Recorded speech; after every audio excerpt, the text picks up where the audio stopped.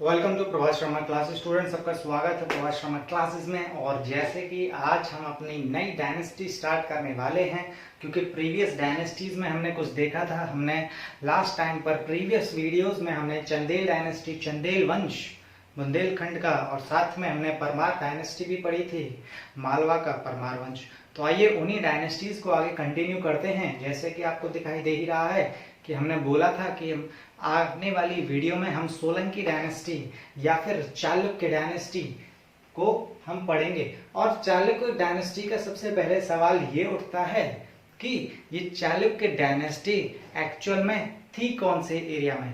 तो स्टूडेंट्स, गौर करने वाली बात यह है कि चालुक्य डायनेस्टी गुजरात में, जिसको हम सोलंकी डायनेस्टी भी बोले जाते हैं, और सोलंकी से आपने नाम सुना भी होगा कि सोलंकी कुछ लोगों का सरनेम होता है, तो बस उसी ही सोलंकी के बारे में हम पढ़ने जा रहे हैं। और ये जो डायनेस्टी जो एग्जिस्ट करती है, ये गुजरात रीजन में एग्जिस्ट करती है। गुजरात रीजन कहने का मतलब ये हुआ कि जैसे हमारा ये वाला एरिया, ये गुजरात रीजन है ये, तो बस यहीं पर ही हमारी क्या है, ये इंडिया का गुजरात रीजन में ये डायनेस्टी एग्जिस्ट करती थी। सवाल ये उठता है कि इसकी कैपिटल क्या थी। जब राजा राज कर रहे थे इस डायनेस्टी में, तो उन्होंने अपनी कैपिटल बनाया अनहिलवाड़। अनहिलवाड़ यानी कि गुजरात में ही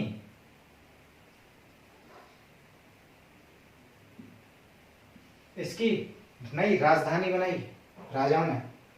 नेक्स्ट, मगर सवाल ये उठता है कि इस डायनेस्टी को स्टार्ट करने वाले कौन थे, इसके संस्थापक कौन थे। तो इसके संस्थापक हैं हमारे Mulraj first, and the founder of Chalukya dynasty was Mulraj first. सवाल ये भी उठता है कि इसके बाद ही ग्रेटेस्ट रूलर जो आए हैं उनका नाम था हमारा भीम फर्स्ट। भीम फर्स्ट के टाइम पर ही इन्होंने, भीम फर्स्ट ने ही हमारा सोमनाथ मंदिर बनवाया था। तो स्टूडेंट्स, भीम फर्स्ट ने ही, अगर ध्यान रहे, भीम फर्स्ट के टाइम पर एक सामंत रहता था, उसका नाम था विमल शाह। विमल शाह जो कि कोर्ट पोइट था या फिर सामंत था, उन्होंने देलवाड़ा के जैन मंदिर भी बनवाए। यानी कि देलवाड़ा के जो जैन मंदिर जो बहुत प्रसिद्ध हैं, बहुत फेमस हैं, माउंट आबू राजस्थान में, उनका निर्माण करवाया। So the Vimal Shah constructed the Dilwara temples in Mount Abu Rajasthan. Thereafter we will study the 16th invasion. Students, Mahmud Ghaznavi ने जब हमारे भारत पर, हमारे देश पर 17 बार आक्रमण किया, सोचो 17 बार इन्वेजन किया, हमले किए, उसमें से सबसे फेमस जो उसका हमला था वो था 16th वाला हमला। अब 16th वाला हमला क्या था, आइए जानते हैं। स्टूडेंट, 16th वाले हमले में उसने क्या किया कि जो सोमनाथ मंदिर भीम फर्स्ट ने बनवाया हुआ था उस पर आक्रमण कर दिया, उसको तोड़ दिया। और वहां पर वो एक्चुअल सोमनाथ मंदिर जो था वो भगवान शिव के लिए फेमस था, बट जो मूर्ति जो उसने नष्ट करी वो भगवान कृष्ण जी की करी। उसने कृष्ण जी की मूर्ति को नष्ट किया, जिसका खामियाजा उसे आगे चलकर भुगतना पड़ा। तो स्टूडेंट्स, आइए जरा जानते हैं।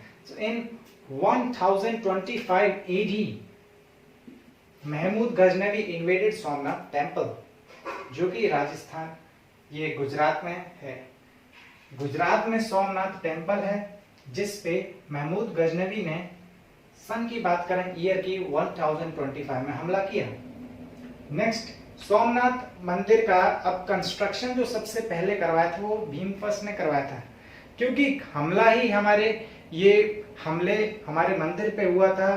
तो वो दुश्मन जो कि महमूद गजनवी था, जो बाहरी देश से आया हुआ था, उसने हमारे इसी मंदिर पर ही अटैक किए, और हमारे अटैक करने की वजह से जो महमूद गजनवी ने किए, उससे हमारे मंदिर को बहुत ही नष्ट क्षति पहुंची, बहुत डिस्ट्रक्शन मचाया, उसने बहुत तबाही मचाई। तो उसी मंदिर को आगे रिकंस्ट्रक्शन, रिपेयरिंग का काम जो करवाया है, क्योंकि ध्यान रहे इस मंदिर को सबसे पहला फर्स्ट कंस्ट्रक्शन जो इसने करवाया था वो भीम फर्स्ट ने करवाया था, और लास्ट जो कंस्ट्रक्शन करवाया है वो सरदार वल्लभ भाई पटेल, जो कि हमारे इंस्पिरेशन हैं, जो कि एक टाइम पर home minister and IT information technology broadcast minister भी रह चुके हैं। ये दिमाग से बहुत ही कूटनीतिक, राजनीतिक, डिप्लोमेटिक, पॉलिटिकल पर्सनैलिटी रह चुके हैं, क्योंकि इन्होंने ही हमारे देश के राजे रजवाड़ों को, रियासतों को एक किया है, इंडिया को एक बनाया है, यूनाइट किया है हमारे इंडिया को। तो स्टूडेंट्स, ये सोमनाथ मंदिर का जो लास्ट जो कंस्ट्रक्शन करवाया है वो सरदार वल्लभ भाई पटेल ने करवाया है।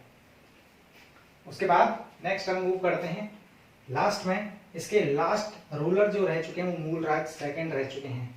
मूलराज सेकंड, जिसको भीम सेकंड के नाम से भी जाना जाता है। इसका थोड़ा सा मैं आइडिया दे देता हूं।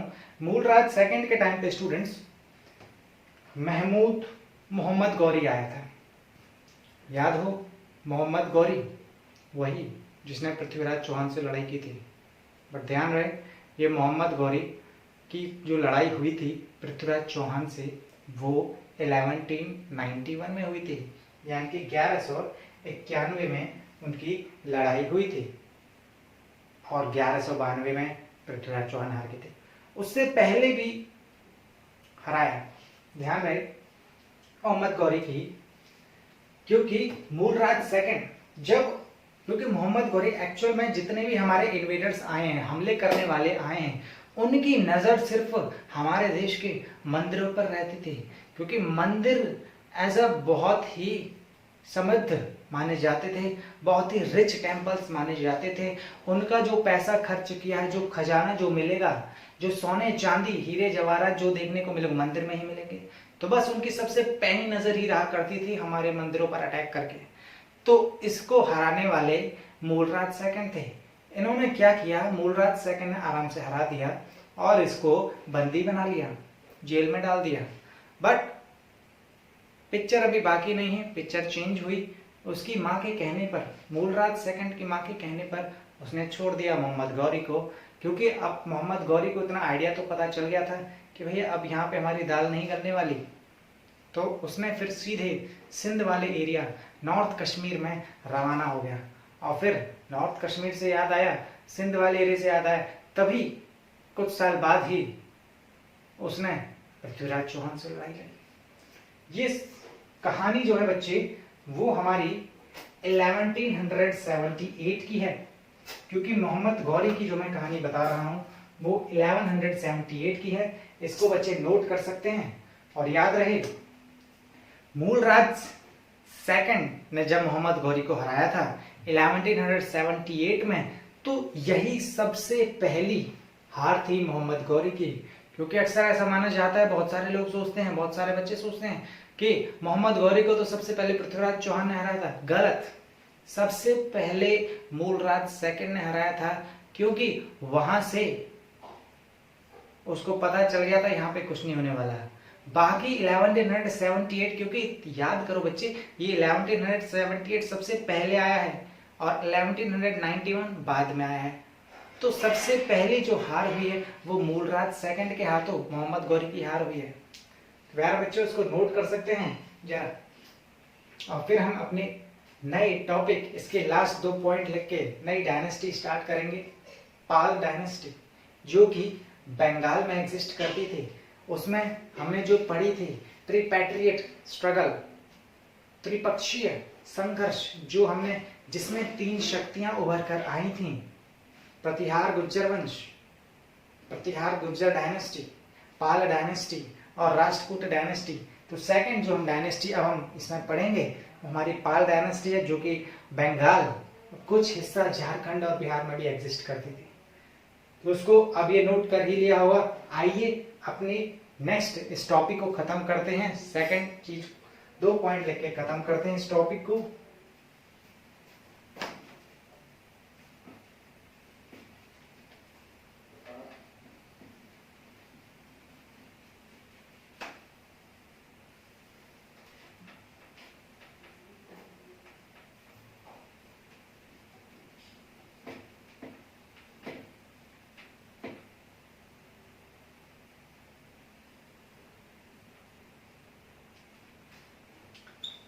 जो पॉइंट मैंने बताए थे वही पॉइंट को कंटिन्यू कर लेते हैं। सोलंकी डायनेस्टी में 1178 की बात है, हम सब जानते हैं। मोहम्मद गौरी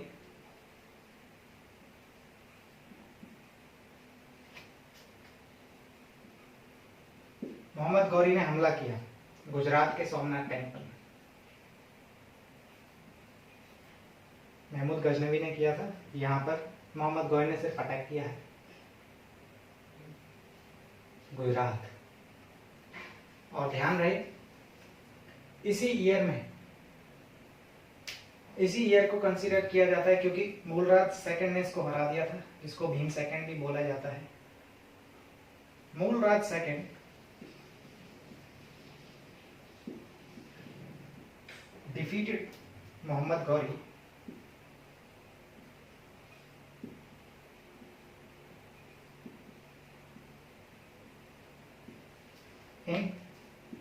अब हराया कहां पे था, बंदी कहां पे बनाया था इसने, माउंट आबू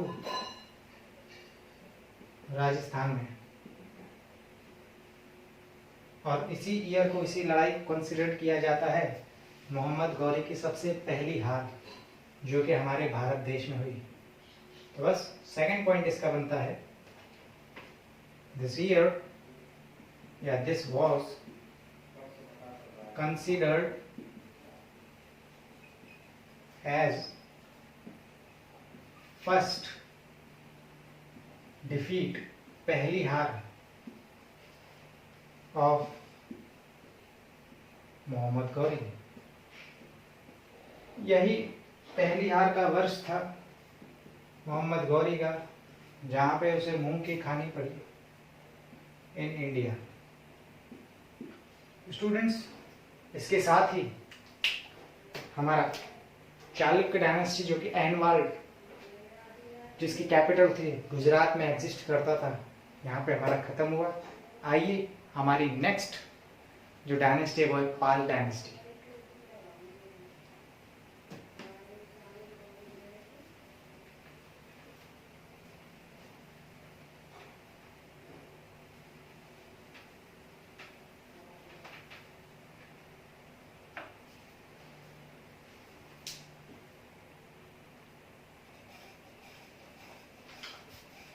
पाल डायनेस्टी जो कि बंगाल रीजन में एग्जिस्ट करती थी, इसके सबसे पहले फाउंडर की बात कर लेते हैं। तो पाल डायनेस्टी, पाल वंश के संस्थापक जो कहे जाते हैं वो हमारे गोपाल हैं। Gopala was considered as the founder of Pala dynasty. Pala वंश कोई स्टार्टिंग ओरिजिनेटर जो थे हमारे गोपाला थे, जिन्होंने करीब कह सकते हैं कि 1750 से लेकर 1770 तक एडी तक राज किया, यानी कि करीब 20 साल तक। अब ये बारे में जान लेते हैं। ये बुद्धिज्म के सबसे बड़े फॉलोअर थे। इन्हीं के ही टाइम पर तिब्बतियन लामा और इतिहासकार आए जिनका नाम था Taranath. So at this time Tibetan lama historian come whose name is Taranath. Taranath ने क्या किया बच्चे, इन्होंने बौद्ध मठ बनवाए। बौद्ध मठ जिसका नाम है ओदंतपुरी, ओदंतपुरी का बौद्ध मठ जो कि फेमस है बंगाल रीजन में, इन्होंने बनवाए, कंस्ट्रक्ट किए। और सेकंड, इनके ग्रेटेस्ट रूलर की बात करें, नाम तो सुना ही होगा, धर्मपाल। क्योंकि धर्मपाल ऐसे राजा, ऐसे शासक जिन्होंने कन्नौज के त्रिपक्षीय, त्रिपैट्रिएट, ट्रायंगुलर स्ट्रगल में हिस्सेदारी की थी, बट उनकी हार हुई थी क्योंकि उनको गुज्जर प्रतिहार डायनेस्टी के वत्सराज ने हरा दिया था और राष्ट्रकूट के ध्रुव ने हरा दिया था। तो ये चुप नहीं बैठने वाले थे, इन्होंने आगे जाकर इन्हीं के ही रीजन में, इन्हीं के आने वाले सक्सेसर ने लड़ाई लड़ी और जीती। अब सवाल ये उठता है बच्चे, इतिहासकार तो आ गए, गोपाल, और बात करते हैं तारानाथ जिन्होंने कह सकते हैं कि बौद्ध मठ बनवाए, और धर्मपाल जैसे ही आए, ये भी करीब कह सकते हैं कि ज्यादातर बुद्धिज्म धर्म के फॉलोअर थे। क्योंकि हमारे जो मॉडर्न पीरियड जो गया है, अगर हम मॉडर्न पीरियड की बात करते हैं, सम्राट अशोक, बिंदुसार, चंद्रगुप्त मौर्य, ये सभी बौद्ध धर्म के अनुयायी हैं, सभी बौद्ध धर्म के बड़े फॉलोअर थे। तो बस यहीं पर ही हम जानते हैं। एक और बात, he was the founder of Vikramshila university. Vikramshila university एक ऐसी पुरानी यूनिवर्सिटी है पूरे इंडिया, पूरे भारत की 3rd नंबर की प्राचीन यूनिवर्सिटी। और ये यूनिवर्सिटी जो थी ये बौद्ध भिक्षुओं को बनाती थी, बौद्ध लोगों की, बौद्ध धर्म की एजुकेशन देती थी यूनिवर्सिटी। तो इसी को फाउंड करने वाले धर्मपाल थे। धर्मपाल ने विक्रमशिला यूनिवर्सिटी को खोजा। अब और आगे जान लेते हैं इनके बारे में बात। बुद्ध, ये भी हमारी बौद्ध यूनिवर्सिटी है, ये हमारी बौद्ध यूनिवर्सिटी है। तो बस और हम बौद्ध यूनिवर्सिटी को जान लेते हैं।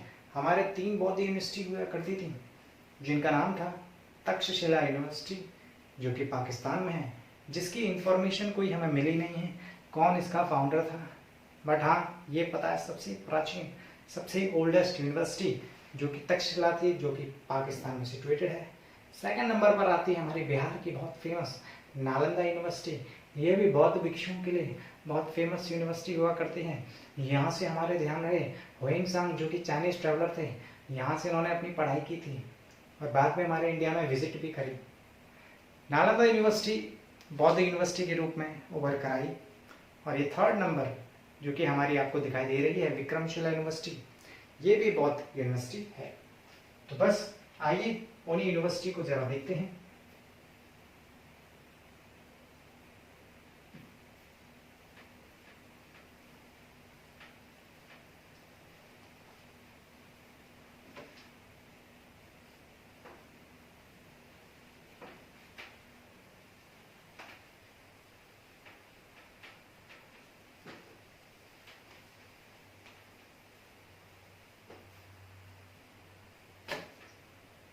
सबसे पहली यूनिवर्सिटी की बात करते हैं, बौद्ध यूनिवर्सिटी की, बुद्ध यूनिवर्सिटी। तो सबसे पहले नंबर पर आती है हमारी तक्षशिला, या इसको तक्षशिला यूनिवर्सिटी भी बोलते हैं।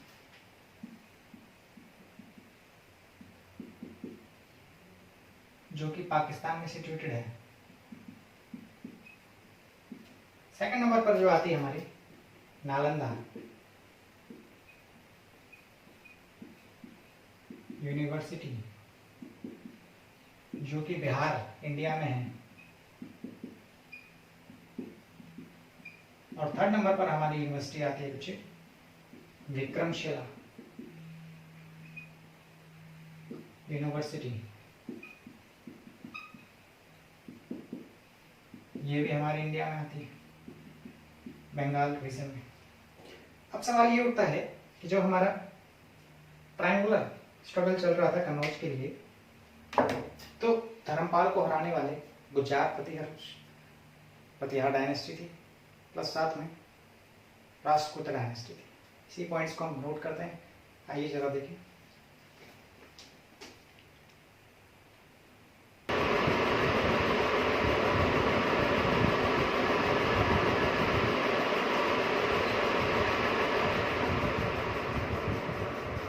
प्यारे बच्चों, जैसे ही मैंने आपको बताया था कि जैसे ही हमारा संघर्ष हुआ कन्नौज के लिए, जिसमें 3 शक्तियों ने लड़ाई लड़ी, राष्ट्रकूट, प्रतिहार एंड पाल। तो बस इसी धर्मपाल जो कि पाल डायनेस्टी से बिलोंग करता था, उसी को ही हराया प्रतिहार डायनेस्टी ने और राष्ट्रकूट डायनेस्टी ने। प्रतिहार डायनेस्टी में जो हराने वाले थे वो थे वत्सराज, और राष्ट्रकूट डायनेस्टी में जो हराने वाले थे वो थे ध्रुव। इसी के ही आगे चलकर उनका एक बेटा हुआ जिसका नाम था देवपाल। देवपाल ने क्या किया, क्योंकि बदला तो लेना था, हार का बदला, और हार के बदले से कुछ ना कुछ तो कीमत देनी पड़ेगी आगे चलकर। तो इसी हार का बदला लिया उसने, देवपाल ने। और बाद में प्रतिहार डायनेस्टी के एक राजा हुआ करते थे मिहिर भोज, जो कि ग्रेटेस्ट रूलर था, जिसको बहुत ही एजुकेशनिस्ट, बहुत ही ब्रेव माना जाता था, और उसको देवपाल ने हरा दिया। और देवपाल ने जब हरा दिया तो बस वहीं से ही उसने अपनी कैपिटल शिफ्ट कर ली, और उस कैपिटल का नाम था मुंगेर। आइए इस सब चीज को जरा हम लिख लेते हैं बच्चे। देवपाल जो कि एक सन था उनका, आगे आने वाला जरा हम इंक डाल लेते हैं। देवपाल ने क्या किया,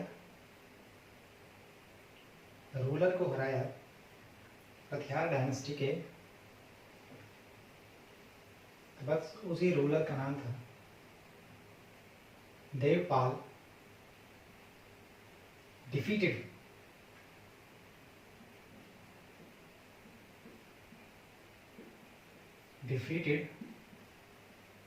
प्रतिहार रूलर नेम्ड मिहिरभोज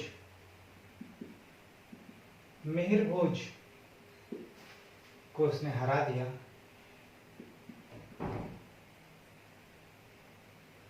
और अपनी कैपिटल शिफ्ट कर ली Munger, and shifted his capital Munger. Munger students ये बंगाल में ही है।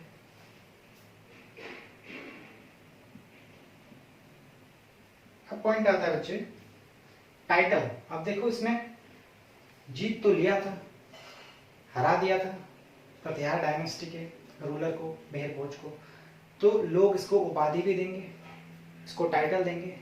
तो इसको टाइटल जो दी थी, वो टाइटल जो दिया था बच्चे को परम सौगात का नाम था। परम सौगात का इसने उपाधि ग्रहण करी। ही टुक द टाइटल ऑफ परम सौगात।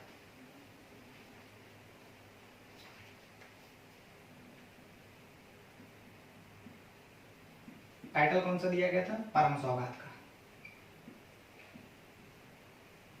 क्योंकि वो लड़ाई जीत कर आया है, अपने पिता का उसने कर्ज चुकाया है जो उसकी हार हुई थी।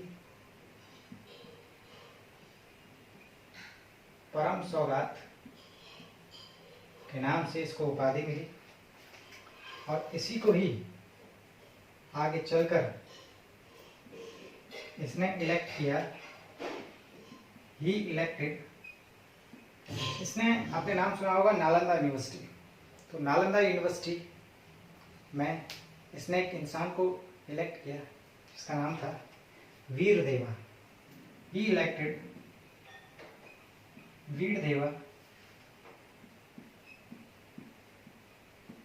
इसको वीरदेव के नाम से जाना जाता है, एज ए प्रिंसिपल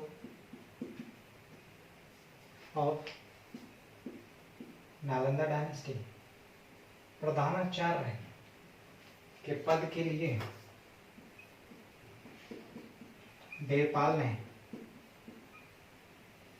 वीरवरदेव को इलेक्ट किया। स्टूडेंट्स, इसके लास्ट रूलर की बात कर लेते हैं। इसके जो लास्ट रूलर जो रह चुका है वो है महिपाल। महिपाल को इस वंश का आखिरी रूलर माना जाता है। स्टूडेंट्स, ये थी हमारी पाल डायनेस्टी। सेकंड पावर हमने यहाँ पर कंप्लीट करी है और इसी पाल डायनेस्टी में हमने देखा कि गोपाल ने इस डायनेस्टी की शुरुआत की थी, जो कि बहुत बड़े बौद्धिज्म के फॉलोअर थे। उन्हीं के बाद उन्हीं के ही सामंत हुआ करते थे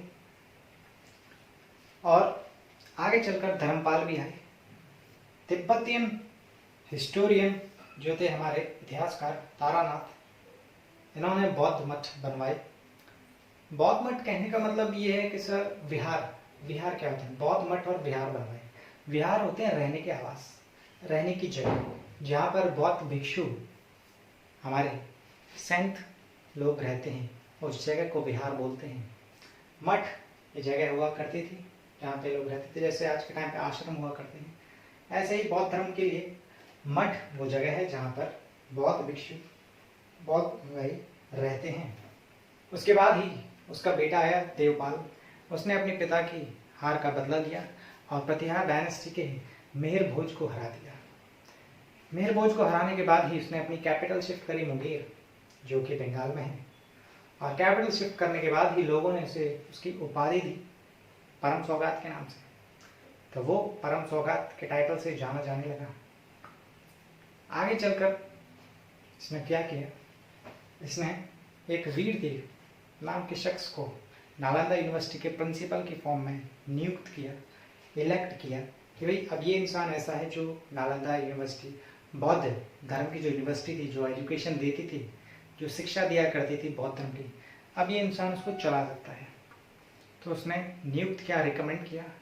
और लास्ट रूलर की जब हम बात करते हैं, उसके लास्ट रूलर थे महिपाल। महिपाल इस डायनेस्टी के, पाल डायनेस्टी के लास्ट रूलर हैं। आइए अब अपनी नेक्स्ट डायनेस्टी जो हम स्टार्ट करते हैं वो है बच्चे हमारी, क्योंकि एक्चुअल में तुम्हारी एनसीईआरटी बुक्स में ज़्यादा दे नहीं रखा है, एक लाइन दे रखी है और बहुत ही कंजस्टेड मैटर दे रखा है। खुला ओपन करके मैंने इसमें अलग अलग डायनेस्टीज बताई हैं, सिस्टमैटिक वे में बताइए कौन किसके बाद डायनेस्टी आई। थोड़ी सी डायनेस्टी है इस चैप्टर में, हमें मेन ही पढ़नी है, पूरी डायनेस्टी नहीं पढ़नी। नेक्स्ट जो हमारी डायनेस्टी होगी वो स्टूडेंट्स हमारी होगी नेक्स्ट वीडियो में साउथर्न डायनेस्टी, और हम पढ़ेंगे सबसे पहली डायनेस्टी, तीसरी पावर जो बरकरार आई थी, राष्ट्रकूट डायनेस्टी। स्टूडेंट्स यहाँ पर अपनी वीडियो को खत्म कर दें। Okay, thank you class, stay home, stay safe.